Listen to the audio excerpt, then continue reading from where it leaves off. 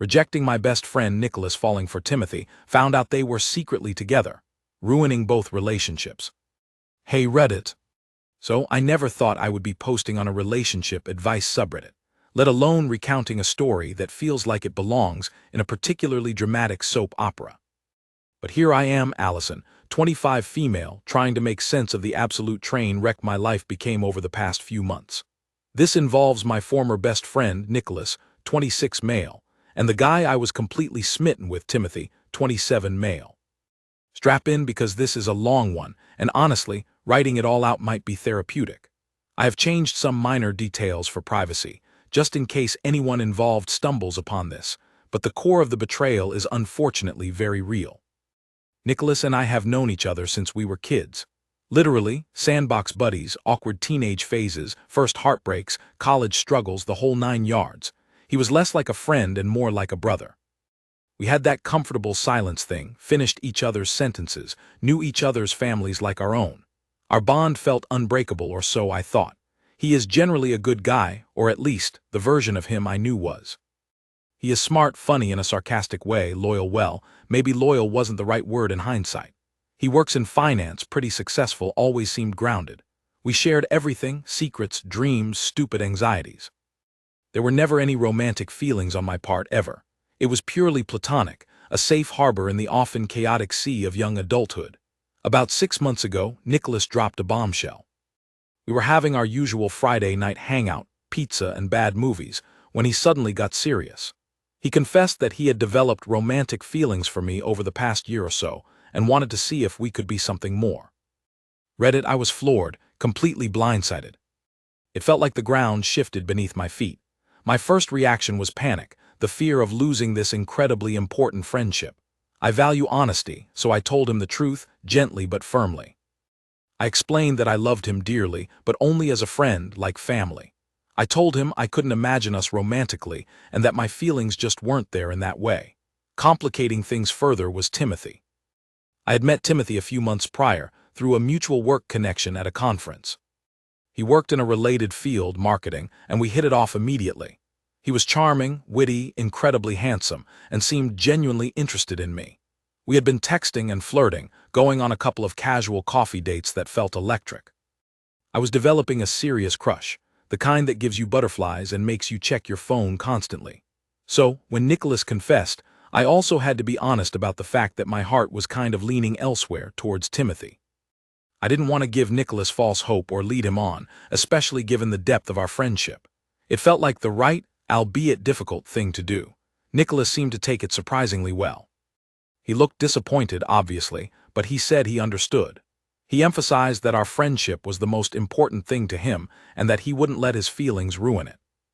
He said he just needed some time to process, but that he wanted me to be happy, even if it wasn't with him. He even encouraged me to pursue things with Timothy if that's what I wanted. I felt a huge wave of relief, mixed with a lingering sadness for hurting him. I genuinely believed we could navigate this awkward patch and get back to our normal friendship. Oh, how naive I was. So I took Nicholas at his word and started dating Timothy more seriously. And for a while, things were amazing. Timothy was everything I thought he was, attentive, romantic, funny. We went on proper dates, met each other's friends, though I hadn't introduced him to Nicholas yet, feeling it might still be too soon and awkward, and things progressed naturally. He made me feel special, desired. We talked about future plans, weekend trips, integrating our lives more. I was falling hard and fast, convinced I had found someone really special. I felt incredibly lucky, albeit slightly guilty, whenever I thought about Nicholas. Meanwhile, my friendship with Nicholas entered a weird phase. He kept his promise to stay friends almost too well. He started being overly supportive of my relationship with Timothy, like weirdly enthusiastic. He'd ask for constant updates, offer advice, often unsolicited, and make comments about how perfect Timothy seemed for me. At first, I thought he was genuinely trying to be a good friend, maybe overcompensating to prove he was okay. But sometimes, his interest felt a little intense, almost invasive. He'd text me while I was on dates with Timothy, asking how it was going right then asterisk. He even coincidentally showed up at a couple of places where Timothy and I were hanging out. I brushed it off as him just being Nicholas, maybe struggling a bit more than he let on, but trying his best in his own awkward way. Timothy also seemed fine with Nicholas, at least initially. I had told Timothy about Nicholas's confession and my rejection, explaining the depth of our friendship. Timothy seemed understanding, saying it was mature of us to try and maintain the friendship. He even met Nicholas briefly once, when Nicholas bumped into us at a coffee shop. The interaction seemed okay, if a little stiff. Timothy was polite, Nicholas was his usual sarcastic self, but seemed friendly enough towards Timothy. Looking back, there was an odd undercurrent I couldn't quite place, a sort of shared glance between them that felt off, but I dismissed it as my own anxiety about the situation. The red flags started piling up, subtly at first. Timothy became a bit more distant sometimes, harder to reach. He'd have excuses for not seeing me that felt a little flimsy, late nights at work, needing bro time, feeling tired. Nothing concrete, just a slight shift in energy. Simultaneously, Nicholas started spending more time with Timothy.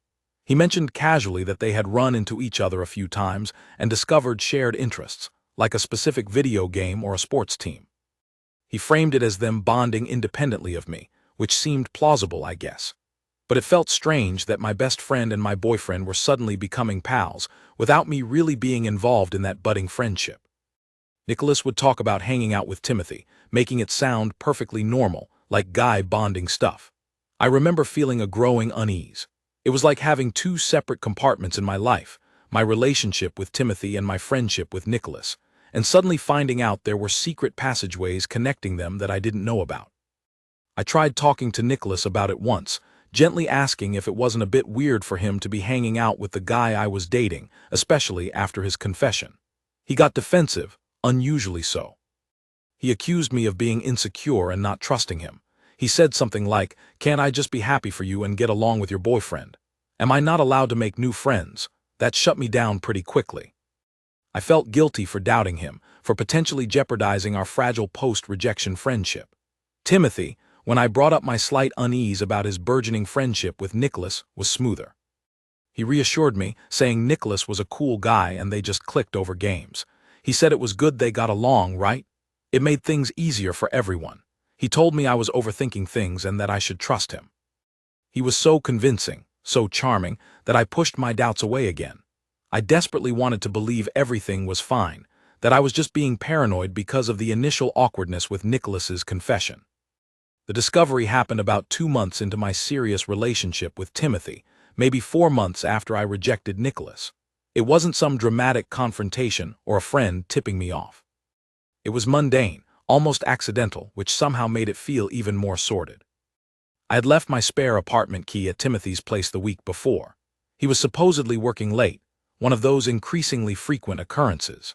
I had a terrible day at work myself and just wanted to grab a comforting takeout meal and surprise him, thinking maybe seeing me would cheer him up too, or at least I could drop off the food and leave.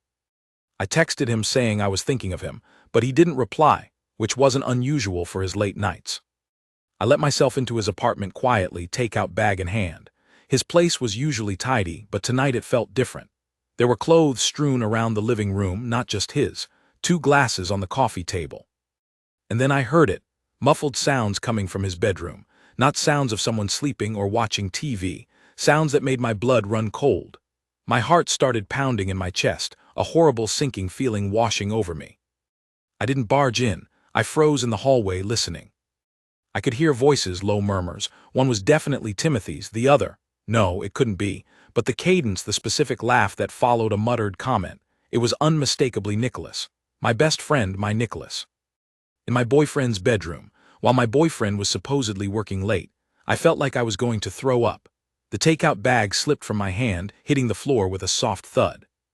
The noise must have alerted them, because the bedroom door creaked open a moment later. Timothy stood there, shirtless, hair messy, looking shocked to see me, and behind him, pulling a shirt on hastily, was Nicholas. His face went pale, then flushed bright red. The guilt was written all over him. The silence that followed felt deafening. I just stared at them, the 2 most important men in my life at that moment, caught in the most intimate, betraying act possible. Timothy started stammering, trying to come up with some obviously bullshit explanation. Nicholas just looked down, unable to meet my eyes. I didn't scream. I didn't cry, not then. I felt strangely calm, a cold, hard knot forming in my stomach. I looked from Timothy's panicked face to Nicholas's shame-ridden one.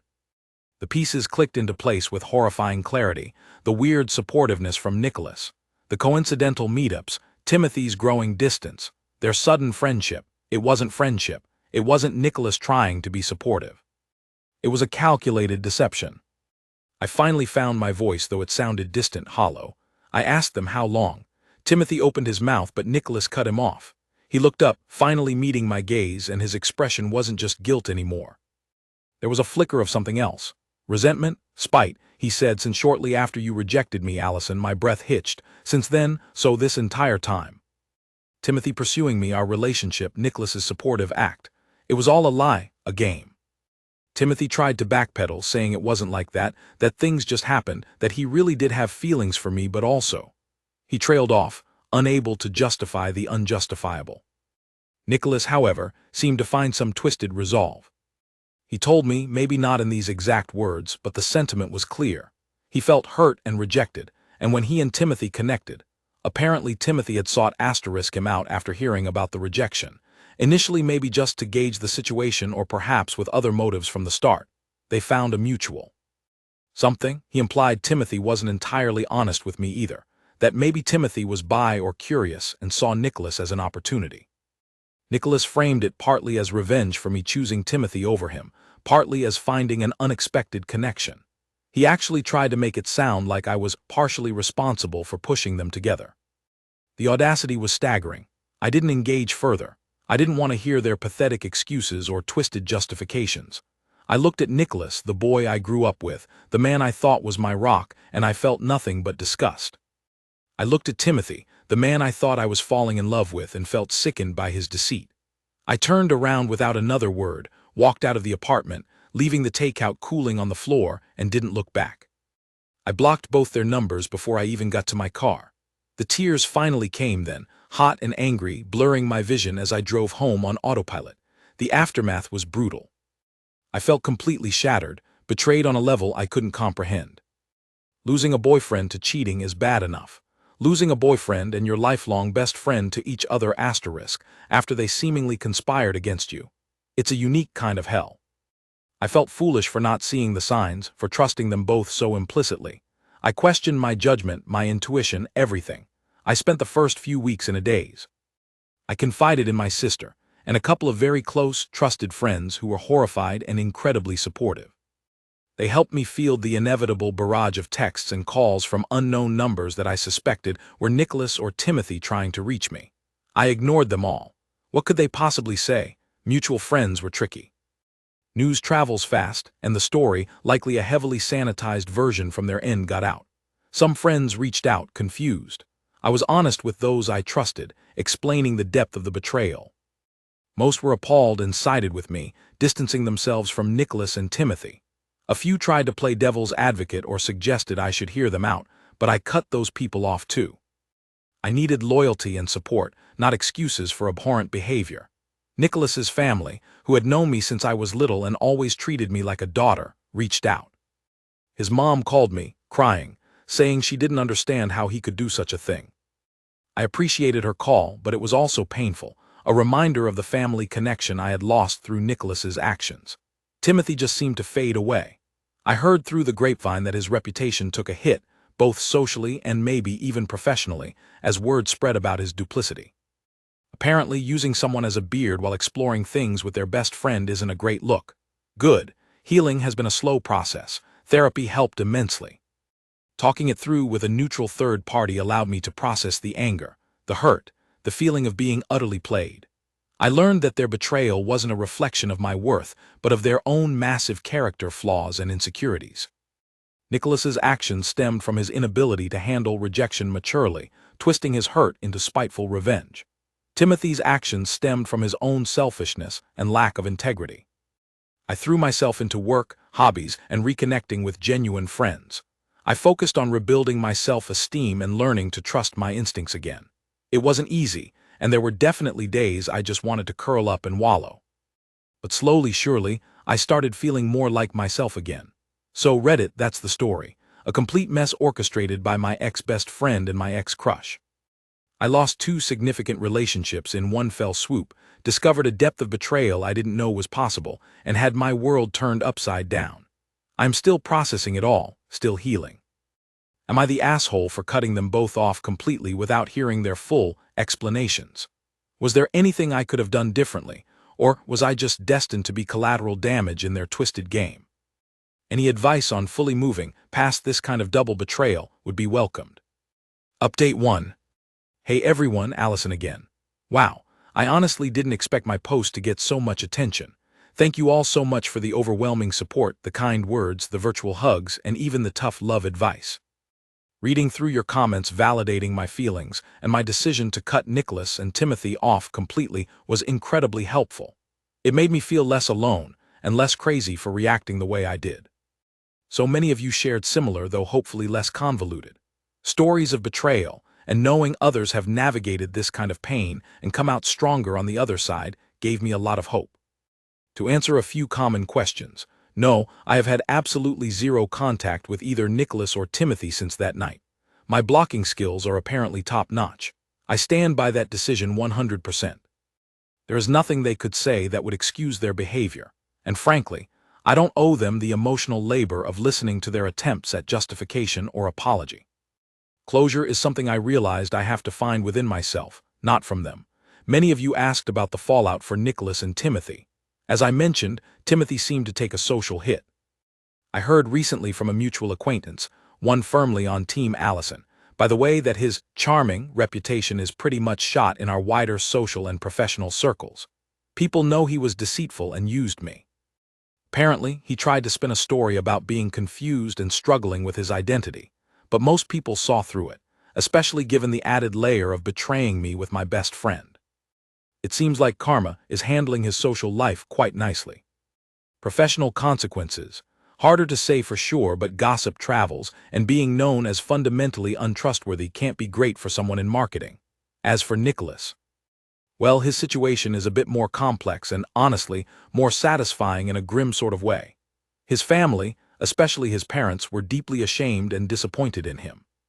I know his mom had several very difficult conversations with him. More importantly, our mutual friend group effectively imploded. The friends who knew us both well were disgusted by his actions.